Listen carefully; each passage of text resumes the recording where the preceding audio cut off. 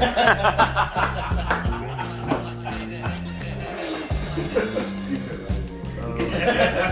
was great. I love it. Hey, what up, y'all? Welcome to the next Legacy Conversation. I'm here today with my friends Derek, daughter Emma, and friend Brandon, and we are talking about a few topics that have come up in a conversation and a recent sermon series that we did at our church in relationship to the things that attract people away from the truths of the gospel, the centrality of the Christian faith that has Jesus as Lord and Savior at the center of it. So right. We did a 5-part sermon series called No Other Gospel. We touched on topics like prosperity, moralistic therapeutic deism, Christian nationalism, woke ideology, and then lastly, New Age spirituality. So I want to just open up by reading a passage of scripture that really helped frame where we were going, because the fact that there were attractive messages, ideologies, quote-unquote truths that were drawing people into them is not something that's new to our day and age, right? There have always been these ideas that have distracted people from the truth of God, from the reality of humanity, from what's going on in the world. And we just see these kinds of ideologies just morph throughout time, but a lot of them are repetitions in some way, shape, or form. So in the first century, the Apostle Paul writes to one of the churches that he planted and wrote a book called Galatians. And in this letter, he opens up, and this is one of his most intense letters because he is just pissed off about some of the things that he's been hearing that's been going on in this church since he moved on in his missionary journeys, and he's really concerned about the good, the spiritual health of this church, because there were a group of other believers called Judaizers who had entered into the church and were teaching a kind of distorted gospel or distorted cheap teaching that said salvation, what was necessary for salvation wasn't just faith in Jesus and who he was and what he did, but that there was also this necessary kind of obedience to certain parts of God's law. And so it was Jesus plus law abiding that necessitated salvation. And we know through the scriptures that the truth of the Christian faith is that our sin has put us in a position where we are utterly incapable of pleasing God, doing what's right, and we need to be saved from the condition that we're in. And that Jesus, by his perfect life, sacrificial death, glorious resurrection, has done everything necessary to save us. We need only respond to that gospel by repentance and faith. Amen. Now, what flows out of that eventually becomes a kind of love for him that causes us to want to obey, but that can never be the cart put before the horse in that regard. And so Paul writes to this church, Galatians, and in chapter 1, verses 6, he says, "I'm astonished that you are so quickly deserting him who called you in the grace of Christ, and are turning to a different gospel.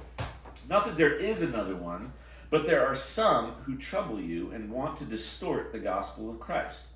But even if we or an angel from heaven should preach to you a gospel that's contrary to the one that we originally preached to you, let that person be cursed. As we have said before, so now I say again, if anyone is preaching any gospel contrary to the one that you originally received, let that person be cursed." Pretty strong language. Paul's got some strong stuff to say. He is incredibly concerned about the integrity of the gospel message. Now, Paul also writes in the book of Romans at the very beginning, this kind of is actually his thesis in verse 16, 17 of Romans chapter 1, that the gospel is the power of God for the salvation of all who believe. Right? So he's serious about this gospel. So, guys, as you think about some of the things that you've seen attract other people, some of the false messaging that has been swirling in our culture and or has gotten into the church, and we think about these 5 topics, first of all, talking about prosperity theology or prosperity gospel, like how have you experienced or noticed prosperity thought influence and or harm people? Well, I mean, I can see it in my own life, because I mean, just walking around town, there's some very, very beautiful neighborhoods in Deptford with beautiful houses, and it's like, well, if I can only do well enough to get that thing, I'll be happy that way. Yeah. Because then I'll be that step above where I am now, and chasing that. Well, I mean, it's been for a while. Yeah. Because I said before I got involved here, it was all kind of just selfish, trying to get the next step so that I could have more. And then once I have all that, then I'll be happy. Yeah. And I mean, obviously that's not the case, because some of the most depressed people have everything in like material wise. So, you know, just being good and then you'll get everything you need is not obviously not the route to a fulfilled life. Yeah. But as I can see it just is that in looking at all the stuff that some people have that I don't. I can see how easily you fall into that trap. Yeah, nice stuff is attractive. Mm-hmm. Yeah. And while we may enjoy nice stuff, and having nice stuff isn't necessarily wrong, when it becomes what draws us, then it becomes very dangerous. And you note something in a very personal way that I think is true for many of us, and that is in our cultural context, the quote-unquote American dream, in the sense of making it. Yeah, right? it's just what I was about to say. It's so attractive, and it's so baked into the way that we think and operate in our culture. What Yeah, are you saying? it's Christianizing the American dream. Yeah. That's essentially what prosperity does. Because that's the American dream you're describing, is that, Right. you know, I mean, at least for white America that I grew up in, and I grew up in a very privileged area. I had a very privileged life when I was initially growing up. Lots of terrible things happened to me, but I still lived in a privileged, neighborhood, 3,200 square foot house and 3 acres of property. Well off. Never had to struggle because of what my parents provided, right? Yeah. And so like I grew up in a rich white mountain town in North Jersey, you know what I mean? Like, I think it's South Park when I say that, you're a rich white mountain town. It's probably a song Just that. yeah, right. But and it's like it kind of puts your blinders on to a lot of areas, but you go to school, then you go to college, then you get a good job, then you get a house, you get a wife, and you get the kids, and you make more money, and then you can retire at like 60 years old if you're lucky, and then you get to travel, and you have all this millions of dollars, and like all big well. house. Like everything's just based on like success and wealth, based on monetary systems and nice stuff, like you guys are saying. That's kind of the American dream, is you can come here and prosper. Yeah. And so like then the church Christianized it and said, yeah, that's what Jesus did. That's what God wants for That's us. what God wants for you. Yeah. Yeah, I've seen it in like even people like my age who like how they. What's your age? My age is like teenager, young 20s. Okay. How they word their prayers. Oh, like please pray for me. I'm gonna get this like nice job, or please pray for me. Like this one thing is going like really wrong and it shouldn't be going this way or whatever. You know what I mean? Yeah. I was thinking earlier when Brandon was speaking about you, because at 16 years old, which is where you're at now, like how often in your life do you have other adults ask you this question? Oh, what do you want to do when you grow up? What do you? Who do you want to be when you grow up? Right, the pressure, man. Right? It's just Isn't there something baked into that Oh, yeah. question that like connects with this Oh, yeah. idea of prosperity, the value of it? Yeah, I was even talking to someone the other day, and they had their little kids with them, and they were like, "So what are you gonna do after college?" And I'm like, "Well, I don't even know if I'm gonna go to college." Like they just assumed that college was the next step. College? Yeah. What? College is a good How step, you- but it's how not you the gonna best make step it? for Yeah. everybody. No. It Yeah. certainly wasn't. How are you gonna survive? Yeah. How are you gonna get a good job? It is. It's all baked in. And this is one of my biggest pet peeves as a counselor is school counselors. They don't actually you're required to have LPCs or like licensors when you take those positions. But it's Sure. like in the public school system, there's counselors, but all they do is push you into college. That's all More they like do. facilitators. Yeah, they're not. And I remember I had a friend who was like got her LPC, and she ended up becoming a school counselor. And then I was like, oh, I don't even need my LPC. She was like 10 hours away from getting it, and I was like, it's like you just spent all that time and money and schooling, and then like schools in New Jersey stopped requiring. I think like public schools and high school stopped requiring you to have an actual license now. Okay. Because they realize that that's not really what the counselors are doing. So there's like other certifications that you need or something. I don't really know, so don't quote me, but this is just going on an old friend, and she Right. just didn't even bother going to the LPC. She's like, well, I don't need to go through CEUs now. I don't need to keep writing. And the same thing, she's like, I'm probably not going to really be counseling anyone anyways. Like, basically, you just help them get into college. And I'm like, well, what if they don't want to go to college? She's like, well, then I don't have nothing to do with them. And I'm like, what? Like, it doesn't make sense. Like, but it's pressure. It's like, who are you going to be for the rest of your life? It's like your whole identity is based in how you plan to prosper throughout life in this dream track that, 2% of America actually gets into? Yeah, and it's like a stereotypical kind of lane that it's just assumed that everybody will do well if you go through that. If you go to school, you graduate high school, then you go to college, you get a degree, and then you're going. Then to they're be coming good. and seeing me, paying me $130 an hour.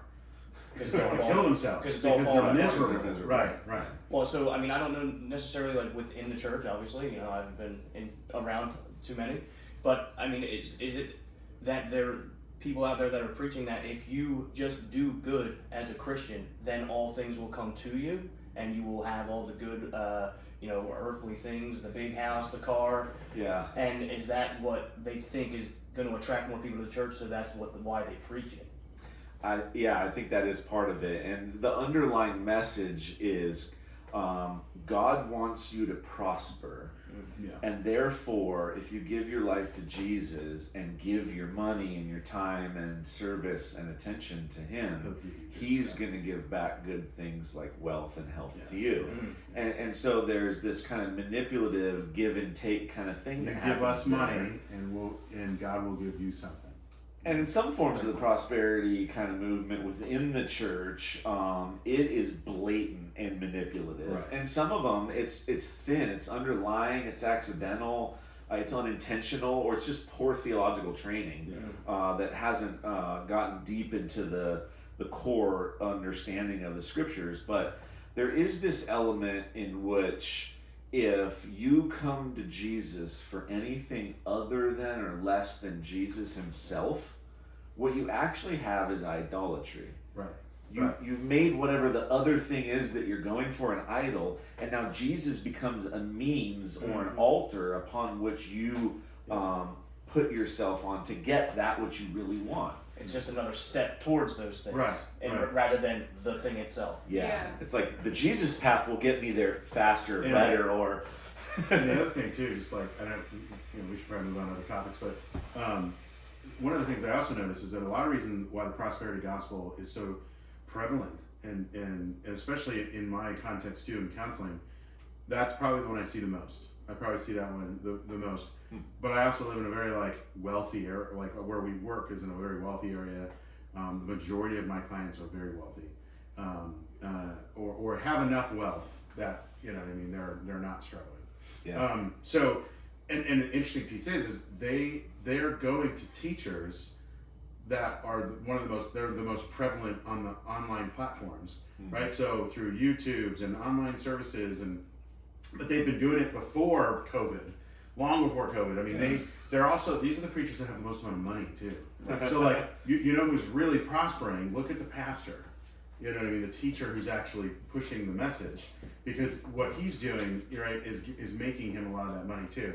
Yeah. You got guys that are living in $10 million homes, and saying, "See, this is what God does." It's like they're exempling How God has blessed me. Yeah, this is how God's blessing me. Right. And it's almost like, but the interesting piece is there's all sorts of false teachings amongst the prosperity gospel teachers too. I mean, some of the most prevalent. I'm just going to name a few. Some of the most prevalent, right? T.D. Jakes is one.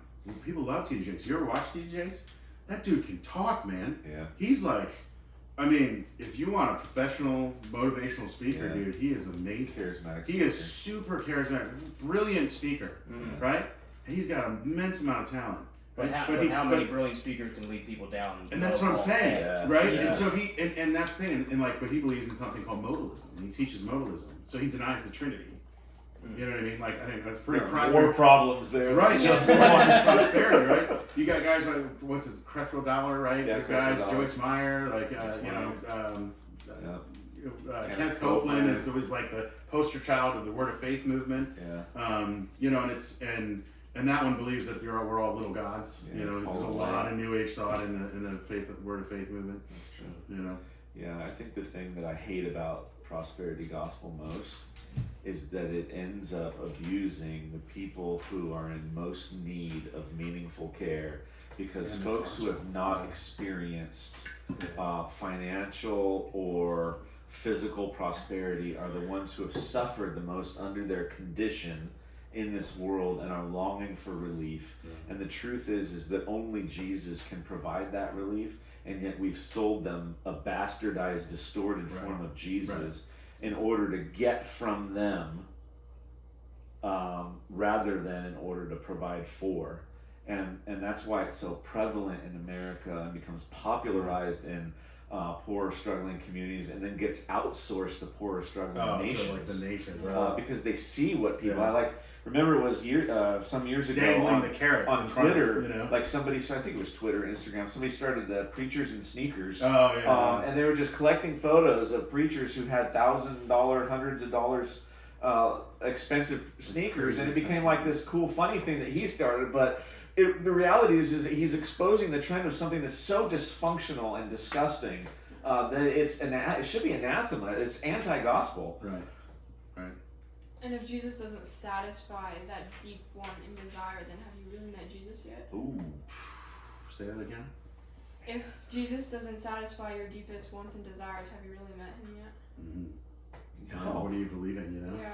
And that's the thing, like, that's why I think just the Western world in general, with all of these, but like prosperity especially, it normalizes all of it in the church. Yeah. And that's the point of like, man, teachers, we are going, for all you elders out there, and for us, me and Steve especially, like elders and pastors, we are going to be held accountable by the way that we were shepherding the flock they gave to us. Like, everyone that's touching on any of the topics we're talking about, if you're an elder pastor, like, man, I'm worried. You're gonna give. I'm worried. I pray for like I've prayed for TJs. I've prayed for Olstein. I've prayed for these people because like I don't like Todd White. Remember he like repented. It's like I haven't been preaching the whole gospel. I was like yes, like I was so excited, because like we've met him, like. So that dude loves Jesus and loves people, but he wasn't teaching the whole thing. Yeah. Just on this, I think probably the most damaging thing is that if say you're a member of a church that preaches something like this, is everything's going to come to you as long as you follow Jesus, but nothing comes to you. Oh yeah, right. And you're just stuck in that cycle, and you're down. And who are you going to blame? I mean, you're going to blame yourself. Mm-hmm. You're going to say, well, I must not be doing enough. I must not be praying hard enough. I must not be attending church or working in my community. You're not giving enough.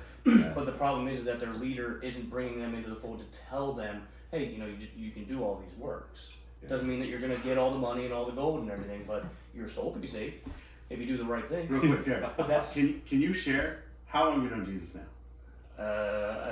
I'd say maybe 6 months. Yeah. I guess, like in full spiritual sense. Right. And known of is different. Yeah, and you can see it. You know what I mean? Like that's the thing. Like when you meet Jesus. Like your eyes open to this stuff, Yeah, I think it's important as we kind of move from the prosperity to say that, hey, listen, if you're teaching the Bible in any capacity, if you're a pastor, elder, or church leader, you will stand before God and give an account for what you taught and how you cared for or failed to care for the people that you influenced. It should be a sobering challenge to you right now to carefully examine yourself. If you're a Christian and you're caught up in a church that you suspect might be a prosperity gospel church, I want to encourage you to dive deep and examine how you got there and why you're there and what you like about it and what signs you're seeing that might evidence prosperity gospel. You need to find a Bible teaching, gospel preaching, Jesus following church that is making disciples who can be resilient through suffering, through poverty, through difficulty, and all that because they're experiencing the grace and empowering presence of the one true God who is Jesus through his Spirit. And if you're not yet a believer, can I just say that you may recognize the hypocrisy that exists in some parts of the church in this area. And if it disgusts you, you're reasonable for that. Like you see something that we see and are also bothered by. And I hope that does not hold you back from genuinely and seriously considering Jesus. because ultimately He is your only hope. He is the hope of the world. And lastly, I just want to say, we don't think that hard work, education, success, or earning wealth is necessarily wrong. And in and of itself, it's not. It's not. It just belongs properly placed under the things that matter most. Right. So we're not advocating for a poverty theology. Right. We're also not advocating for a prosperity theology. We're saying that God has a plan for every one of your lives, and you could be rich and righteous in Christ. You could be poor and righteous in Christ. Right. But what you cannot be is righteous in and of yourself. Right. He alone provides that for us. Amen. And where He provides, we can find satisfaction. Like Paul said in Philippians 4, he has contentment even though he's imprisoned unjustly and suffering because he has Christ. And that is ultimately our longing for all who would hear this kind of message, is that they would not only meet Jesus, but walk with Him through the ups and downs of life and know the contentment, the peace, the joy, and the coming salvation that is promised to them through the one true biblical gospel. So something just came to me. I mean, how prosperous were the church founders? I mean, you know, they were traveling and They're homeless for 3 years. they're poor. They don't have giant condos, you know, swimming pools in their backyards, you know. And Although one of them did. One of them was rich. Matthew. But a bunch of them walked away from their family business and their riches. Right. Yeah. So yeah, so you can take that. I mean, they were, I guess, the most righteous of the time, but also had no physical riches to be said. And then if they did, they're going to use that just to push the gospel instead of keeping it for themselves. That's right. One way you know someone's met Jesus is when they're willing to leave behind that which they have loved and worked for so long in order to have Him instead.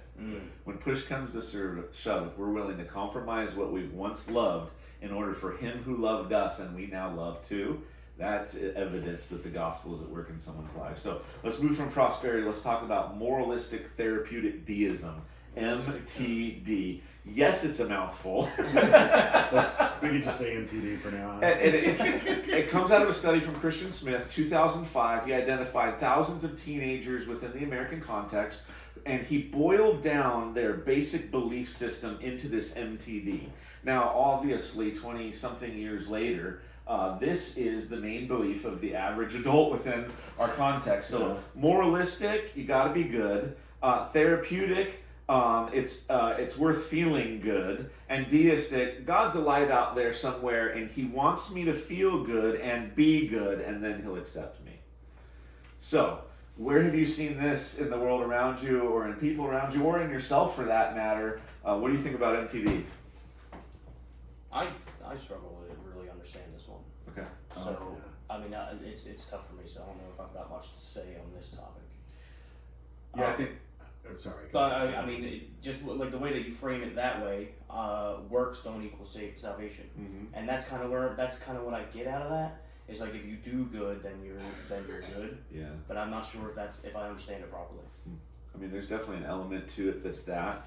I think the part of the deism is that the God that's out there is distant and disconnected from the world. He doesn't care about or isn't engaged in meaningful personal relationship with people, guiding them through their daily lives, which makes him like an absentee landlord, right? He provided the world for us and created and put it in motion, The watchmaker. but he's otherwise disconnected and disengaged. And so it presents a view of God that is actually common to tons of people, but it utterly distorts the biblical truth about God. Like the song "Don't Worry, Be Happy." Yeah. All right, what do you mean by that? Explain further.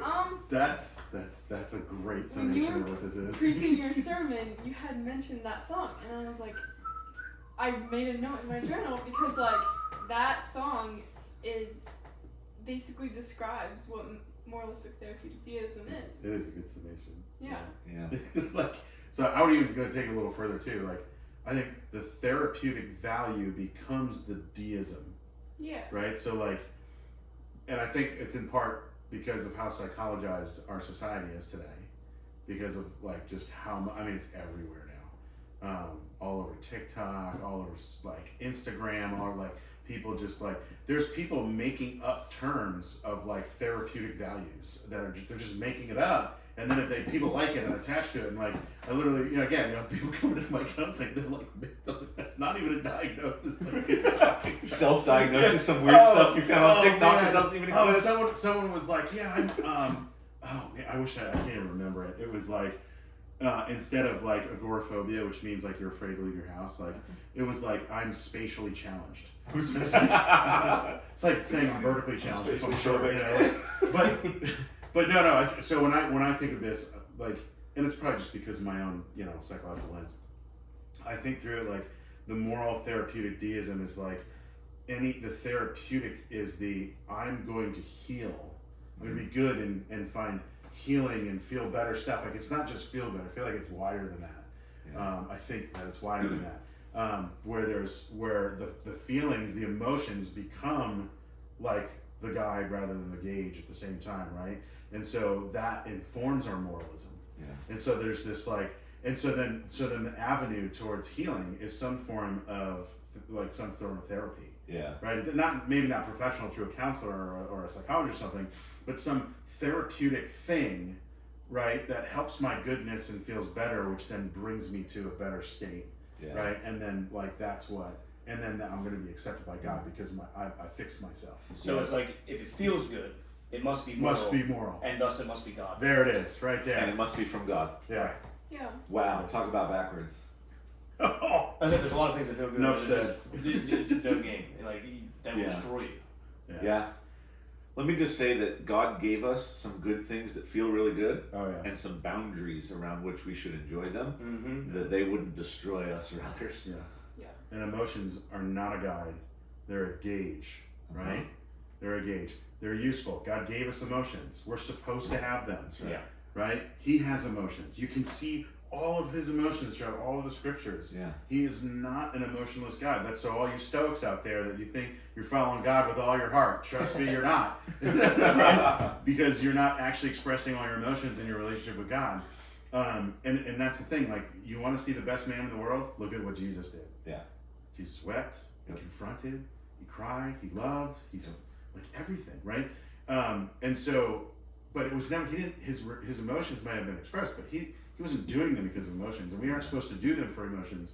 It's they're letting us know what's going on inside of us in relation to what's happening. Yeah. Right? And so Scripture would teach that emotions are really important in connection. They color the world, right? Rather than black and white. Let's be honest, men, when we've grown up, most of our emotions are like happy, sad, and mad. We have three colors. Right. Gray, black, and white. And like that's just boring art. It's boring art, right? We want more color than that. This thing in the center of the table would be boring without all that color. Emotions color our experience. Yeah. And I think we don't want to avoid them. Yeah. But we do need to learn how to like control them, but not suppress them. Use them. Yeah. Right. We need to be able to use them, but it's not going to tell us what direction is the right direction. Yeah. We need God for that. We need the scriptures for that. We need a community for that, right, around us. You can see that. You can see that, and it kind of ties into woke ideology. That if you follow your emotions and what feels good and makes you feel good, thus you are good because you feel good. Yeah. And you can see how that's evolved just in our culture to all kinds of just messed up ideas that are completely leading people astray. Not just from from Jesus, but just like being in a community, in a good community, a strong, supportive community. Because you go to the woke ideology. If you make one of them feel bad, how quick are they going to react and rage out on you because now they have a bad emotion? That's right. And they're just guided by those emotions rather than sitting down thinking some of that through. That's right. Something you said earlier reminded me about the question of where do we discover what God's like? And the obvious answer that I think most Christians would give you would be in the Bible. And while that's true, one of the disciples of Jesus once asked him, show us Father, right? Show us God. And Jesus said, if you've seen me, you've seen him. And so if you want to know what God is really like, if you want to know what goodness is, if you want to know what healthy emotions are, go discover Jesus. Right. Look at his life. He shows us God. Do you have a thought on this? Yeah, I actually was thinking about an example. So in my math program in school, I like watched these videos that explain the chapter. And one thing that she always says is, I'm gonna do this, and we'll do it this way to make your life easy. It's always to make your life easier. And like, how does like things that are easy and things that are more difficult like influence this? Yeah. Like if it's more easy, we tend to like cling to it more. We don't like going through hard things. The path of least resistance. Exactly what Yeah. I was saying. It's human nature Yeah. almost to try and skirt the difficult issues because it is easy. Yeah. Yeah. And it's human sinful nature. Right. I mean, look who took the most painfully difficult path that has ever been walked. Right. Right. The Yeah. most. And willingly. And that's Jesus. Not only did he live sinlessly, he was abandoned by his closest friends, betrayed by one, denied by another, illegally arrested, beaten, spit on, mocked, beaten by the Romans to the edge of death, and then crucified on a Roman cross, nails through his hands and feet, right? And then died of asphyxiation and a broken heart. And it was in the midst of that suffering, that difficulty, that resistant path, that the best thing that has ever happened in the world to the best person who ever lived seems to be the worst possible thing. And yet through suffering, what happens? Like through Miracles. death, resurrection is possible. Through death, new life is possible. Through Jesus' death, transformation is truly possible. And there's something just so inherently paradoxical and yet beautiful and yet biblical about that kind of reality. Yeah, and I think about the military too. Like the best fighting forces in the world went through like boot camp, which is the hardest thing like you could ever go through. That's right. Yeah. But they Yeah. turn out to be like the strongest people Yeah. with the toughest shells who can get through anything. That's right. And if you think about what I believe much of our culture needs right now, it's the character quality of grit. The ability to endure through difficulty and remain resilient and committed to who you are and what you value and the mission that you're engaged on without giving up or falling apart or melting under the pressure of somebody else's unkind word. We don't need a cry zone. What we need is resilience. Yeah.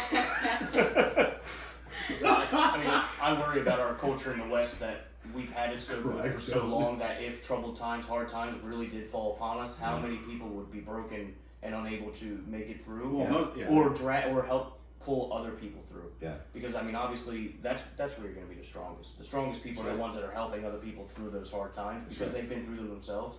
But how many in our culture have never seen a hard time? That's right. Yeah. Yeah. Wars haven't happened on this soil since what? 70s. Well, no, 1860s, right? On this soil? On our, Like actual war with another nation? well, I mean, it was the Civil War. Civil War. That was Yeah, like the the Civil last War time, was right? really Yeah. on our land. Yeah. It reminds me of actually something that just happened this morning with my youngest child, who was crying in her room because she was tired and struggling to obey mom and do something that was pretty simple. And you know, when a child is crying and they clearly are incapable of handling the emotions and the difficulty of the moment, you comfort them, right? And then you redirect them, and then you help them realize that they do have what it takes to overcome that emotionally overwhelming moment in order to do the simple next step by focusing on what's coming. And so that was a 3-minute conversation for my youngest and I, along with a nice hug. Right? Is that what you're saying U.S. needs? A hug? But it begs the question, do we have adult children who have been unparented or underparented in such a way where Absolutely. they've missed out on not just the resiliency, but also the comfort that provides a foundation in order to learn how to become resilient and gritty? when they grow up. Like we have an adult generation of whiny children that throw fits and can't handle no or difficult things. Yeah. And that's a great. And if you've been watching these, our next one is going to be on family. So Yeah, I'm we're sure talking family discipleship. Parenting's going to come up with that for sure. Oh yeah, that's all over that thing. Anything else about MTD anyone wants to say or observe? No, let's move on. All right.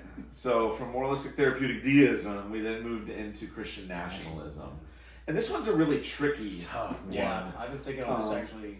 You got to thread a careful needle. You know, it's funny when I sent out a weekly text message to our church, and there are a handful of folks that are on that receiving end of that who have either moved away or are friends in different contexts. And I got one of them that called me immediately from across the country. What do you mean Christian nationalism? Why is that a problem? What do you mean no other gospel? Right? And he's an incredibly close friend. I love him to death. We could disagree on anything that would never compromise the relationship. And usually we're just refining a better understanding of one another and challenging one another to think more clearly and articulate more clearly.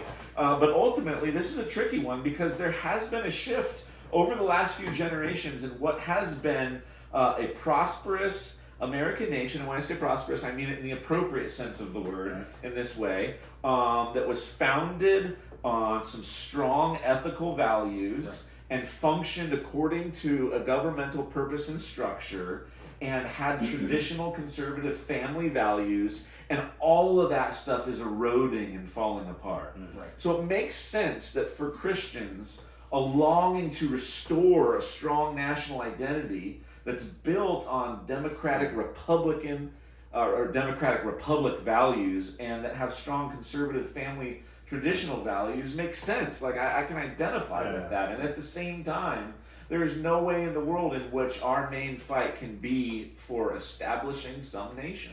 Right. So what are you thinking about when it comes to Christian nationalism? What are you struggling with? What are you seeing? I would just say real quick. Yeah. If you haven't watched Rich's sermon and you weren't here, like he did a brilliant job really identifying the difference between nationalism and Christian nationalism. Yeah. That was really helpful for me because it helped me delineate a few spots that in my mind were a little bit over. Okay, that were blurry. A little blurry.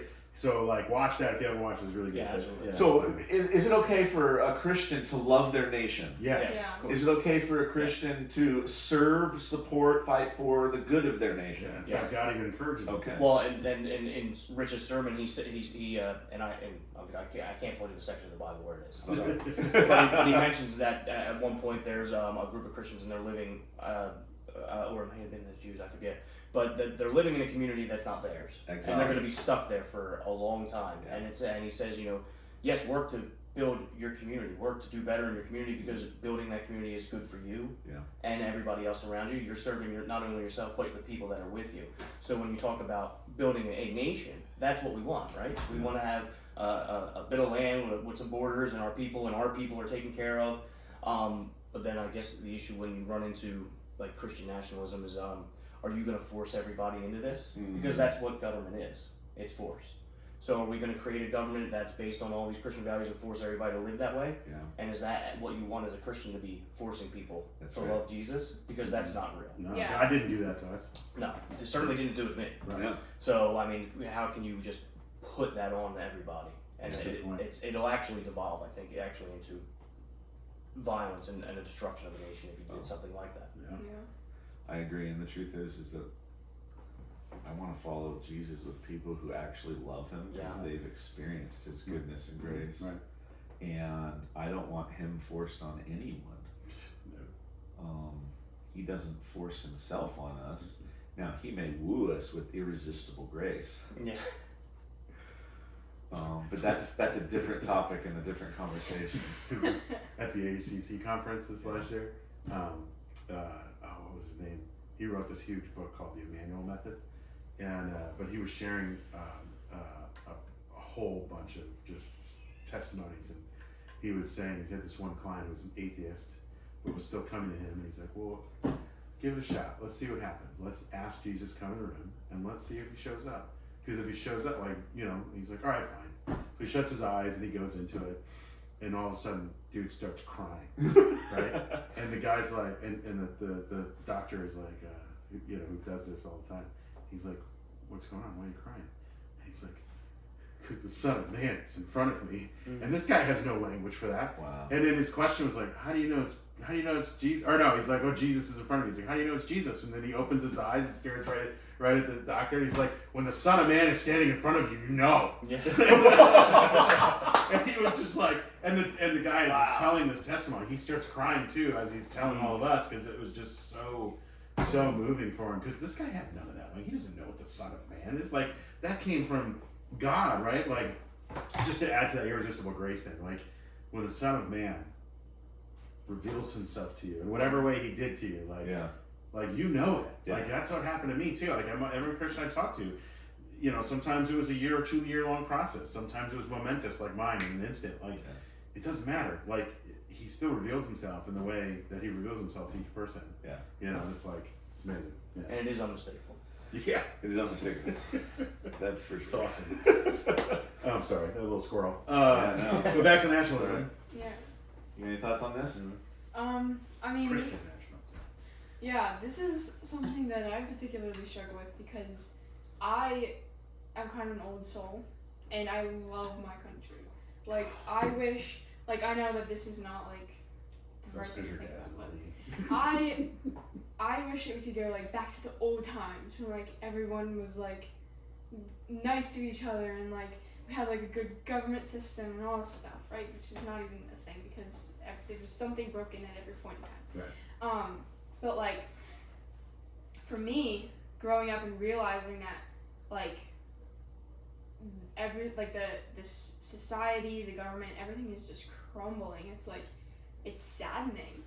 For me, like I wish I could grow up in the times my grandma did because she has like such good stories of all this stuff or whatever. So I'm just like, I don't know. I don't know how to share my thoughts on this. I feel like I need to listen to the sermon again and take more notes. Yeah. Just like, yeah. I would,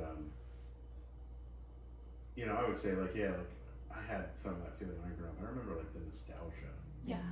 behind like, especially your age too, like just like, you know, going to air shows. And I used to live right outside Detroit, so it was just air shows and car shows. I mean, it was America around there, man. Yeah. Like, America, right? Like, 1950s I America. mean, you know, Yeah. it was like Detroit was a little bit slower than the rest of the cities in the ways that it moves ideologically, mainly because of how like what a sort of like factory funded city it is.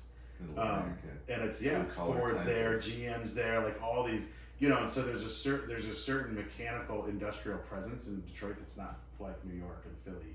And like Philly has the age, right? New York has the commerce. Detroit had the industry. You know what I mean? Like there's a certain level there. So like, you know, even though Detroit is a really dreary place now, there's like I remember like these air shows and car shows, and it was always around July 4th, and there was just so much patriotism. People loved it. No one in their right mind would ever fly a flag that said F their president. That was disrespectful. Even if they didn't like him, they would still respect him. Like there was a level of respect that just has left the nation in a way that like I think that's why we as Christians too, right? Because we have more conservative values most of the time, and we have a bit, you know, we have a more traditional view of things, and so like I think that's why we get caught up in those politics, because it's playing on the things that we feel we're losing. Yeah. You know, and I think, and then I think for us the sort of caution or dangerous spot is when we start shifting and putting our hope in the politics. And so Christian nationalism, I don't think is just about making a Christian nation. I think it's also, instead of putting our hope in Jesus, we're putting our hope in a president, or a hope in a government, or a hope in a party, or a hope in the government being the thing that brings about the good. Yeah, rather than Jesus, right? And it's the thing that's going to satisfy our longings. Yeah, we're longing for the kingdom, with Jesus as king of authority over it, ruling it in a way that brings out thriving and flourishing and peace. Right. And yet we're misapplying that longing to our current temporary moment in a particular nation state at a particular time in history. And the longing of the heart is actually for eternity and for the king of eternity and the king of the kingdom. Interestingly enough, the other side, the kind of secular, humanistic, far left that is rampantly growing in the Western world right Shift now right into it. is actually preaching a kind of kingdom vision that just doesn't have a king. Right. Or allows each person to be their own. Yeah, I feel like it brings in wokeism Right. and New Age. Like that's just right into what I see. What you had said, building a Christian nation. So, do you want to live in a Christian nation? Sure. What do we mean by Okay. that? I mean, Okay, so what I'm getting at it is a Christian nation culturally, yes, Yeah. but a Christian nation by the law of men, no. Because if that's what you're going for, like you're saying, you're trying to build that kingdom here on earth. yeah. That's not what we're looking to do. Right. But culturally, yes, we want to live with other people that have the same moral mindset as we do, and I think that's Okay. what we're missing a lot of. I think Daniel is what like I was hearing when you were talking at the beginning too. By the way, it was about when Jews were exiled. Yeah, Daniel and his 3 buddies were in Babylon, exiled in Babylon. Jews were all pulled into Babylon and assimilated into their culture. And he is. He's like, he ends up becoming like helping things become better, and he helps the king and prays over the king, and like he won't bow to him, but he's trying to make everything better. So like I feel like that's where we need to be. We want to affect our area. We want to do what we can to influence good and right and love and care and the goodness of God in any way we can, right? While remaining peaceable is clearly a command in Christ, right? And trusting that God is doing something at the same time, but not to bow to anything but Him. I mean, that's when we put our war clothes on. You know what I mean? Like we're not. So if our government were to come through and say you can't worship Jesus anymore, well now we have to defy the government because we can't. You know what I mean? Like that we don't bow to anyone but the Lord. Right. So like there are times where you can find where Jesus does say, nope, you're going to stand up against this. Like this is not good. Right? You see, there's points in the Old Testament where Jesus is trying to wipe out entire bloodlines because of the evil and just it's I'm not gonna get on that. That's gonna go a whole nother world. Yeah. I mean, the bottom line is that right now the church has lost its quote unquote moral majority in this context, Right. and we are being pushed out of the center place of culture into the margins. Right. And that's a struggle because there's a losing that happens in that. But I would just say to Christians, accept that losing. It's actually a good one, thing. Yeah. right? And the church has actually been most powerful and momentous when it's been on the margins, in the world and in right? history. Because it has been most powerful when love, right, not earthly power, is what drives and motivates the church and has the capacity to do a great good for those who are in need. Like the church has been the most ugly when it's gotten in bed with power. Right. Oh yeah. I mean, look at the Middle Ages, the Dark Ages. Yeah. And as a government Christian, and church were together. what do we want to see more as a Christian? If we really believe in Jesus, what's one of our biggest heart desires? To see the kingdom grow. Yeah. That doesn't mean churches coming together. That means lost people meeting Jesus. That's right. And coming into the kingdom. If the way that happens is through oppression of the church, right? Because if you look through all history, like you're saying, the church flourishes and grows most in suffering and oppression. Yeah. Like, okay, all right, Lord, well, then let's be oppressed and suffer so that the kingdom can grow. Let's get some more souls saved. Like, you know what I mean? Like We worship a suffering servant right, Savior. right. That's where it shines. Lord, That's right. forgive That's us right. where we. The light shines brightest in the darkest places. Yeah. You know what I mean? And my steak tastes better with salt on it. Oh man. Yeah. All right, so let's move into woke ideology. This one I feel has the potential to tap on some of our more sensitive places. I think just to kind of even very briefly frame woke ideology, and this was one that I preached in the series. It's hard to identify or define, but wokeism or woke ideology basically says that people who are awakened to the necessary social and racial justice needs in the world see the world the way it really is, Which is in and and of have a itself. solution for it. Yeah, in and of itself, that's on the surface, that sounds great. Yeah, let's really see the margin. Let's see where are the marginalized and where are the on the surface. And that's the thing with wokeism is it's like it really It's deceptive. right. It's deceptive. Because on the surface it looks to be this is a great mission. Well, decades ago in the minority community, the word woke meant that you were aware that minorities have experienced some injustice, and you were considerate of that. And that's great. Yeah. There That's should how it be a started. sense That's to how that. word used to be. But it has now been co-opted and manipulated into something that goes far beyond a genuine and honest consideration for people, and has become a whole ideology that is sweeping away our generation, our nation, our culture, and it's subversive, it's deceptive, it's anti-Christ in nature, and it's rooted in a kind of Marxist type of thought that has identified people in two classes, the oppressed and the oppressor. And it's always about putting people in one of those two classes, and one is right and the other is wrong, and one is righteous and the other should be damned, and one needs to be trusted and the other one distrusted. And anytime that you put people in any kind of segregating class or group and determine that one is inherently good and the other is inherently bad, you are quickly headed towards division, hatred, genocide, and some form of disgusting ism that will harm tons of people. It's like it's the train.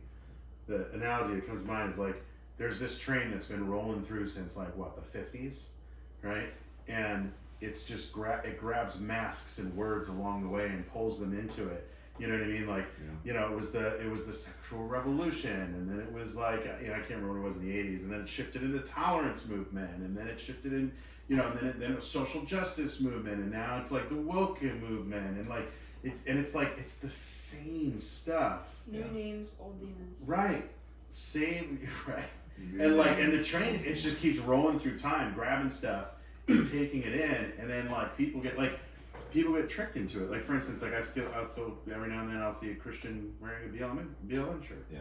And I'm like, BLM's the perfect example. Yeah, and I remember talking to like, you know, some people in our church that, you know, were seeing that, and they were pulled into it simply just because of their skin color. Mm-hmm. And I remember saying, like, go read through the bylaws. Go online and read through the bylaws before they took them down, right? Go read through the bylaws, and then they read through it and they're like, well, what's wrong with that? I'm like, okay, I'll go through them together with you. And then we walk through them together, and I'm like, okay, and then I explained what each of those things meant, and then I could slowly see his eye, like, oh yeah, this is, you know, and then I was like, so you see that they're using your skin color to benefit their actual belief, which is actually anti-family, anti-social, anti-Christ, sexually perverted, like this is, like, do you see that now? And he's like, oh wow, yeah. You know, but it took an hour and a half long conversation after he went and read the bylaws, like, and I was just like, so I get it, like I see, because it really does, like the social injustices that you've experienced in your life, if you're a minority in our country, like they're preying on that. Yeah. And that infuriates me, and because like you're literally doing the opposite of what you're promising, and you're deceptively tricking these people into giving you money. They don't give a crap about your people group. Right. Not one bit. Where did all that money go? You know what I mean? Like, it bought mansions for militant lesbians. That's what it did. Yeah.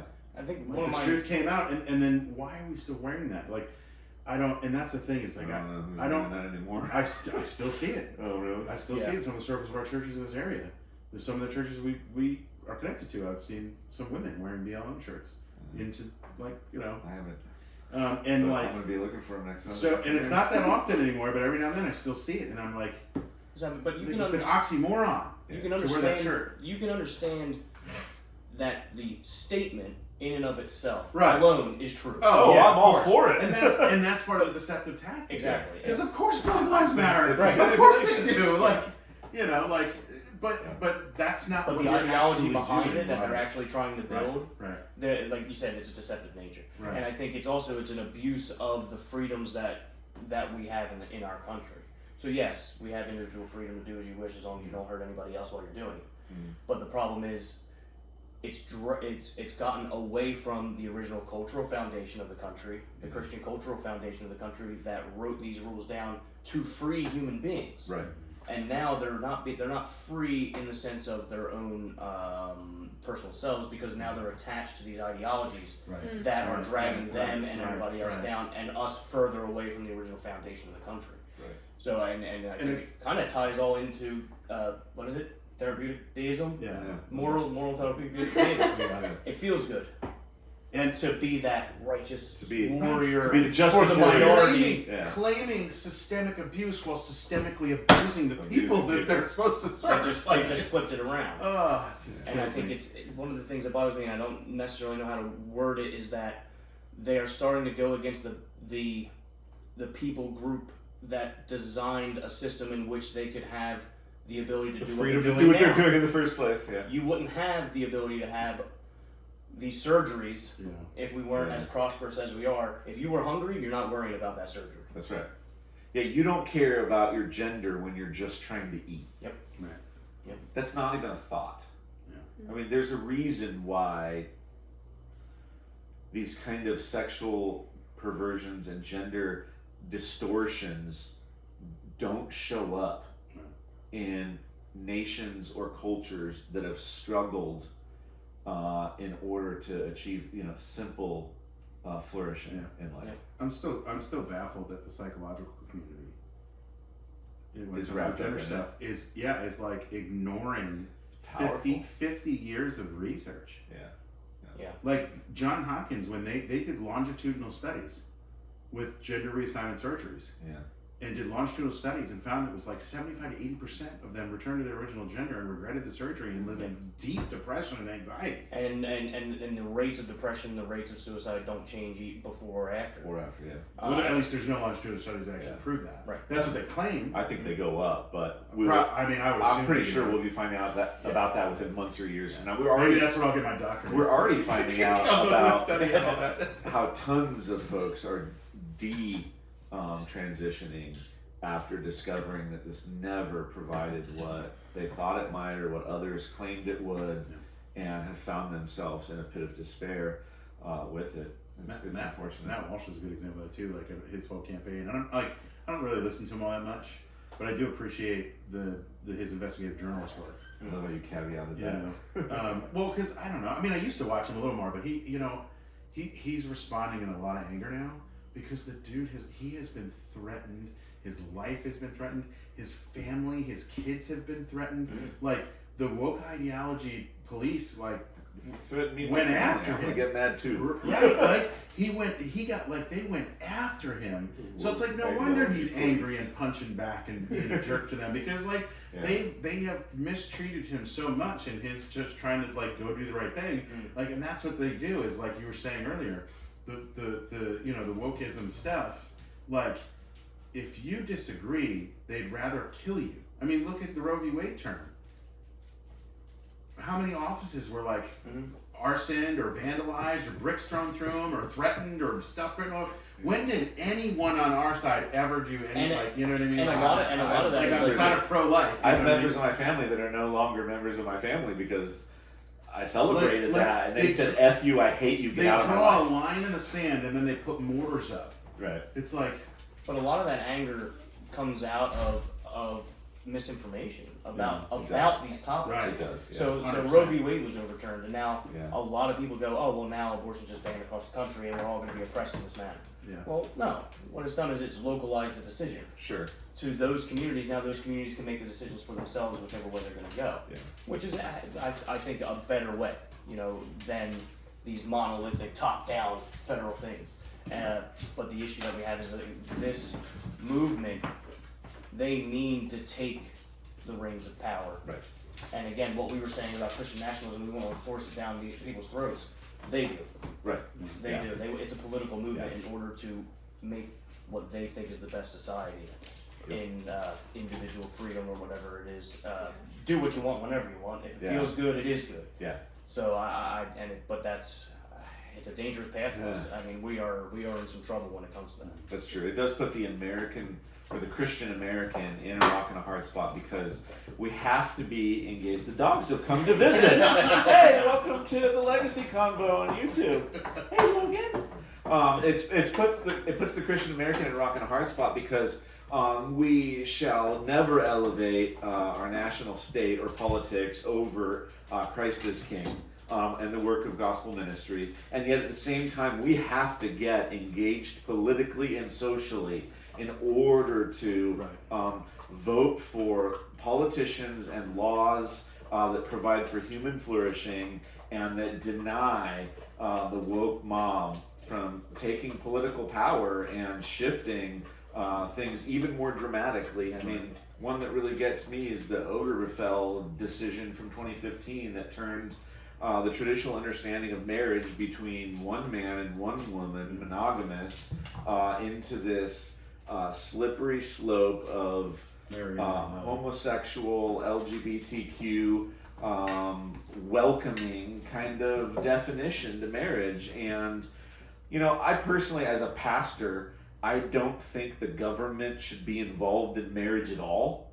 Yeah, I agree. There's problems with it prior to that that I would say we shouldn't be in it. I also don't think that we should make legislation that would go after people for some of their sexual struggles or decisions in the privacy of their home. But I'm also honestly appalled by how normalized publicly preaching our sexual desires and perversions in the face of others has become. And it's destructive to human nature. I mean, there's something about sex that's beautiful and good, and God gave it to man and woman in the context of marriage in order for flourishing, for comfort, for pleasure, for deep intimacy, and for reproduction. And sex is like fire. Inside of a fire pit, it's a great time. When it gets out and takes over everything, it destroys stuff.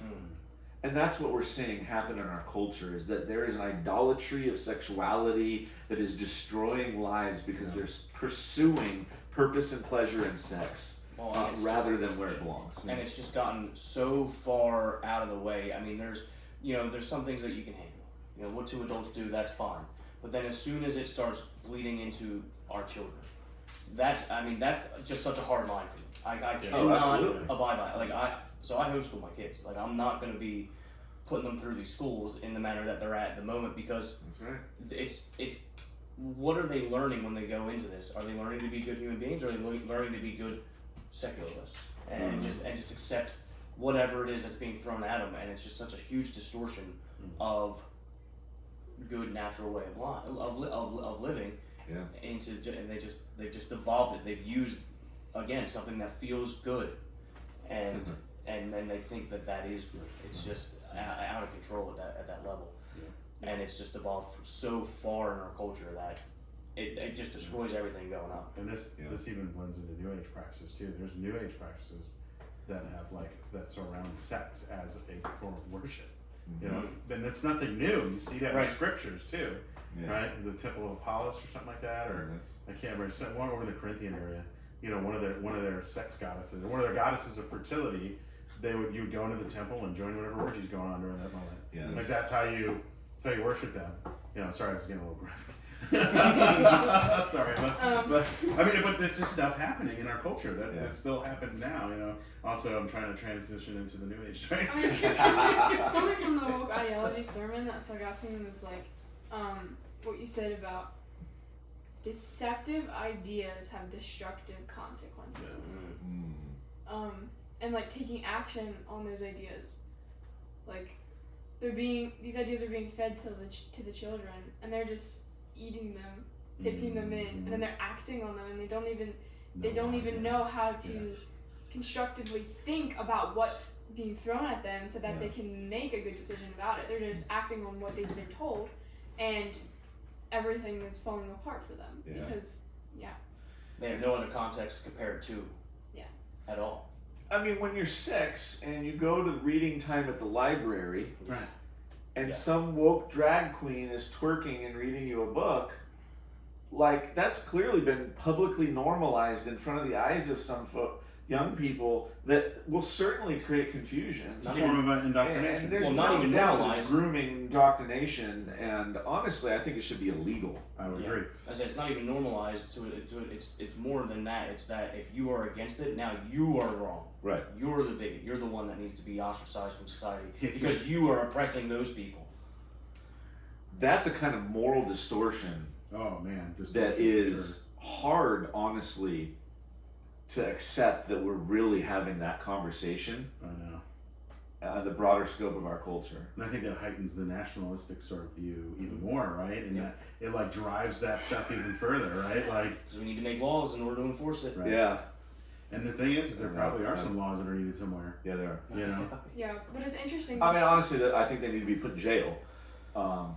That's morally wrong. Yeah, and it's destructive. I would agree. Yeah. I would agree. I think, and it's straight up grooming. Like, we put pedophiles in jail for grooming kids. Yeah. Oh, speaking of pedophiles, do you know that those people are now called minor attracted persons? Yep. Minor And see, that's where the war happens of bad ideas, is that we begin to use language that shifts our Always where it thinking and starts. understanding of these things in such a way that makes it more normalized or acceptable or receivable in such a way where it's like, okay, that's not morally wrong. They understand words mean something, Yeah, so they have to manipulate the words in order to get them to Every make it sound sexual- good for themselves. that's right. Every sexual dysfunction, Emma, I know you're waiting to say something. Yeah. Every sexual dysfunction has been changed to sexual orientation since the beginning of the LGBT rights movement, Yeah. all the way back beginning in the '60s, and then it was able to remove it and change it into an orientation, and then it was removed from the DSM, right? So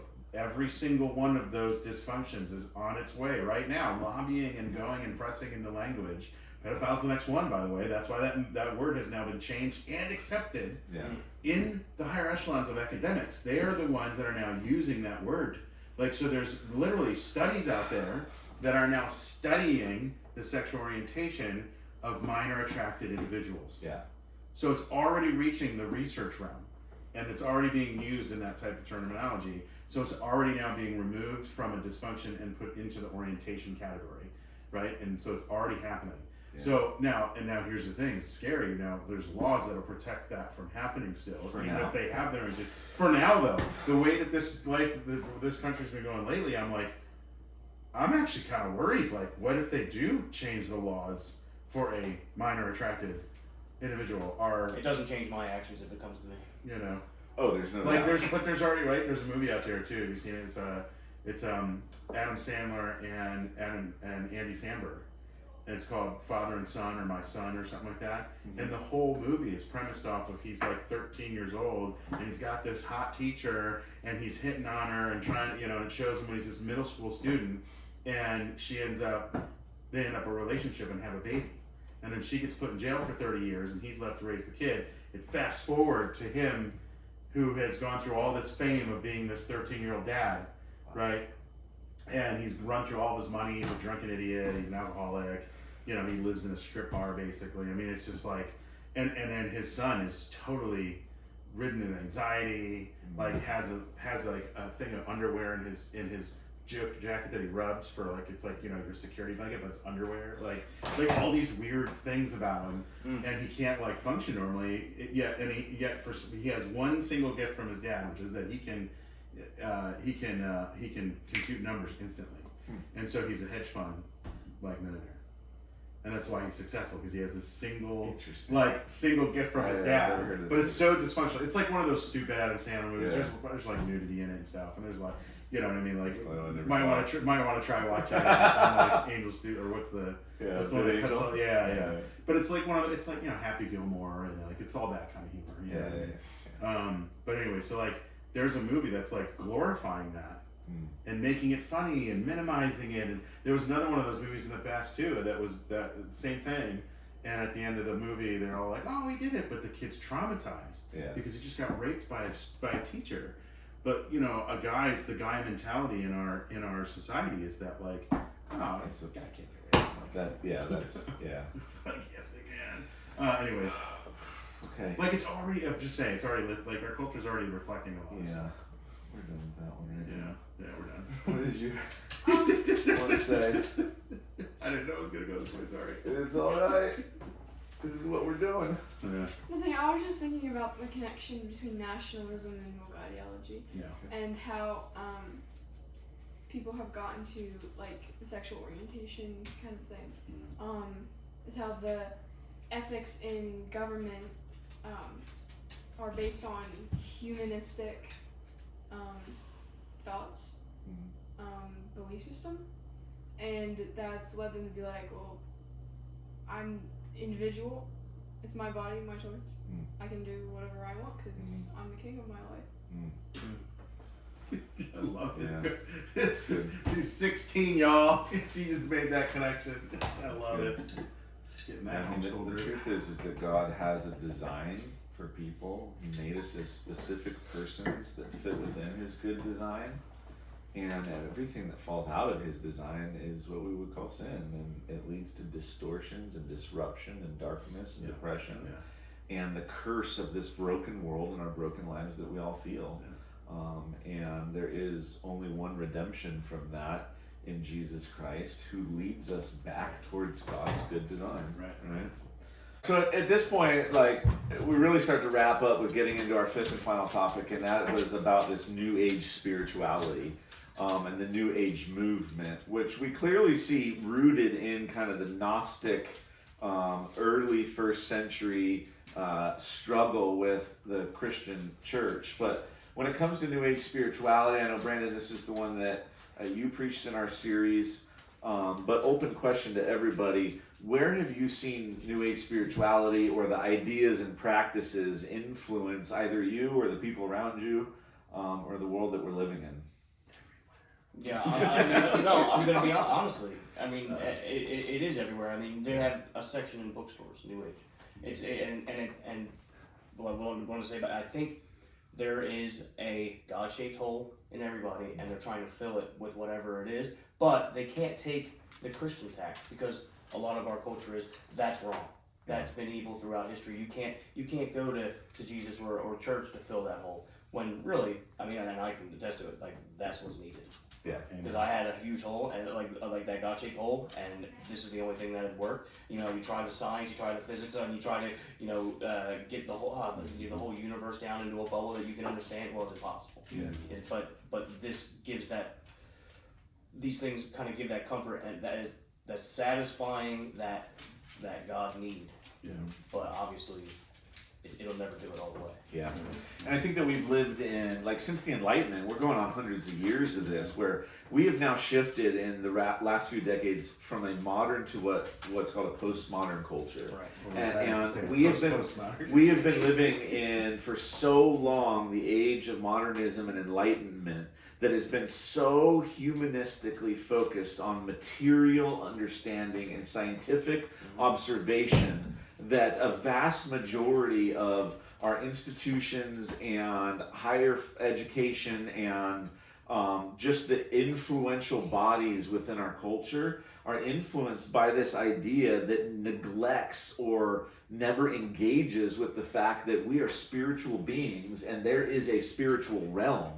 And so I think that New Age spirituality and the movement is really kind of like this sudden attempt to fill the vacuum space and void of hundreds of years of enlightenment influence in Western culture that has denied the spiritual nature of humanity and the universe, and have now jumped into exploring every possible spiritual thing that they could even engage with.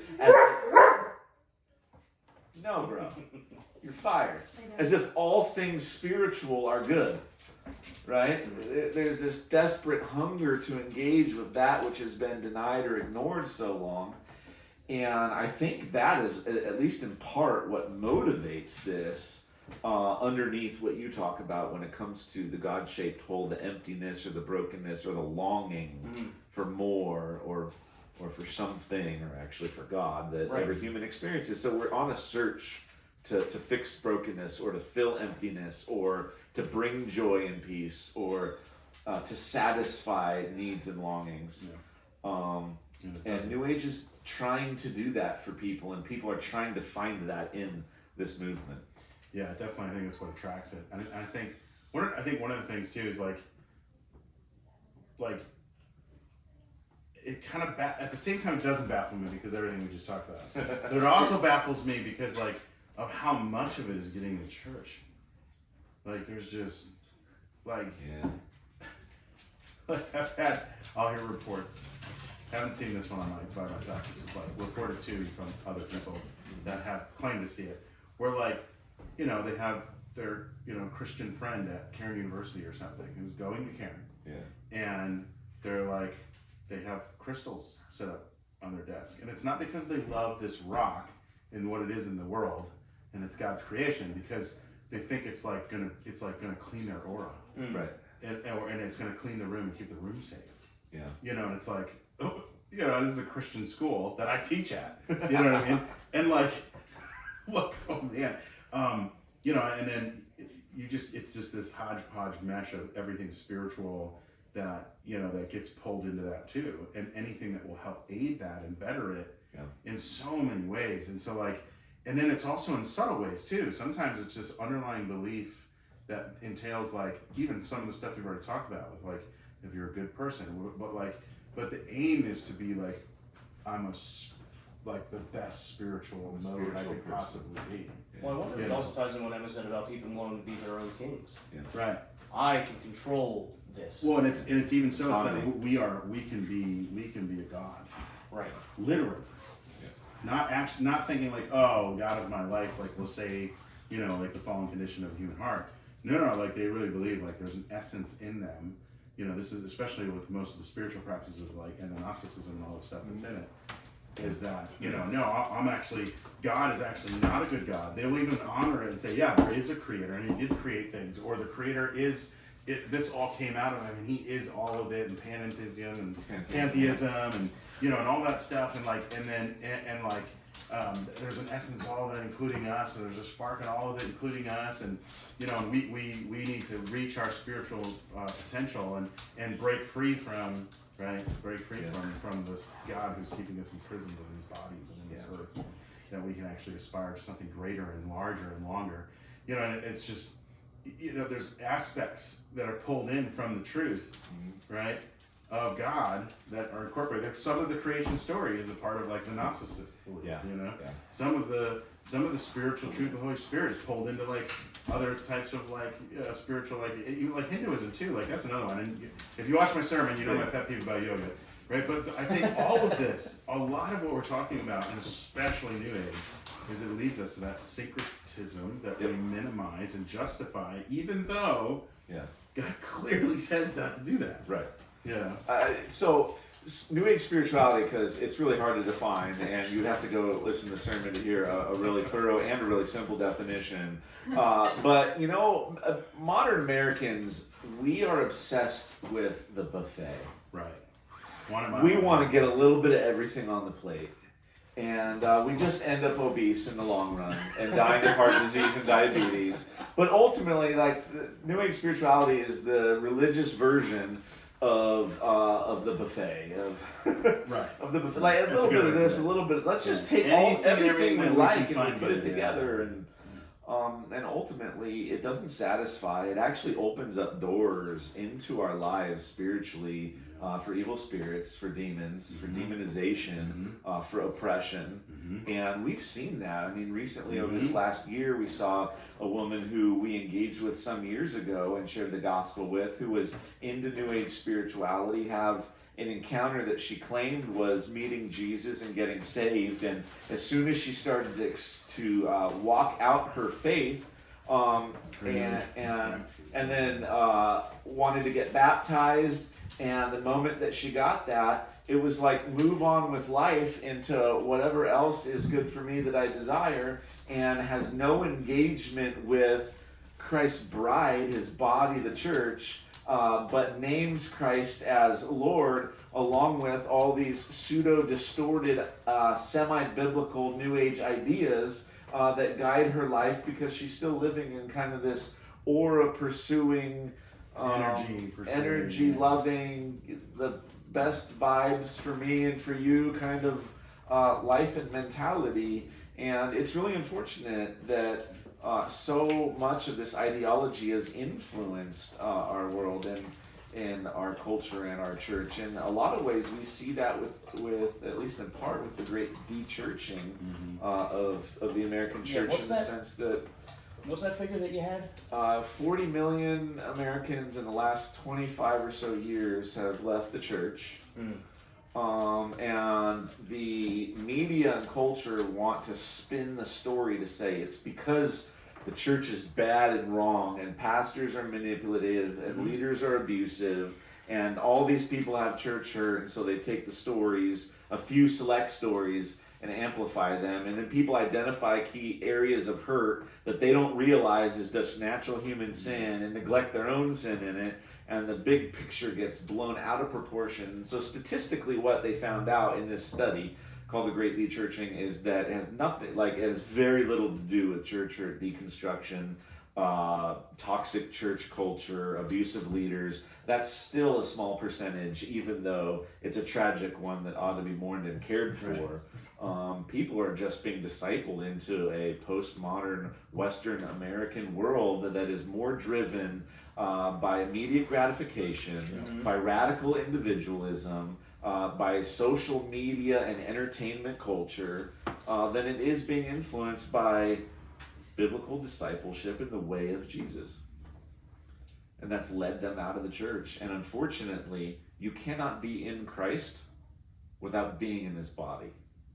Well, Jesus died for his bride whom he loves. To be part of her is to be with her. Because while we are, yes, also spiritual beings, as was mentioned earlier, God made us material, physical, as well as spiritual, right? We are body and soul. And the embodied presence of God's people come together to worship him and encourage and build one another up is an essential of what it means to be the church and what it's essential of what it means to be a Christian. Yeah, I see like New Age thought all over like TV shows and stuff, and Hinduism and all that kind of stuff. Yeah. Like even just like a specific show I'm thinking about right now. Yeah, some of our family favorites. I know. Like my favorite TV show like is based on magic. Like, and it's so cool to watch. I'm like, oh, I wish that could be true, but at the same time, I'm like, no, it can't be true.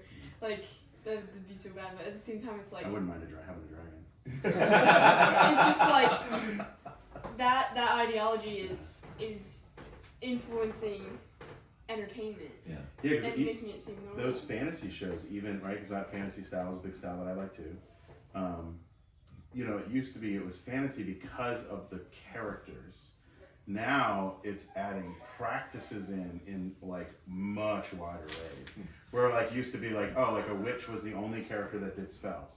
Now it's like, oh, it's just completely normal amongst everybody in the kingdom. You know what I mean? Like it's just there it is. It's like it's more. Yeah. It's even more so than it used to be in fantasy stories. How about this recent illustrated or cartoon story that is coming out about a teenage girl who sleeps with the devil and has his baby?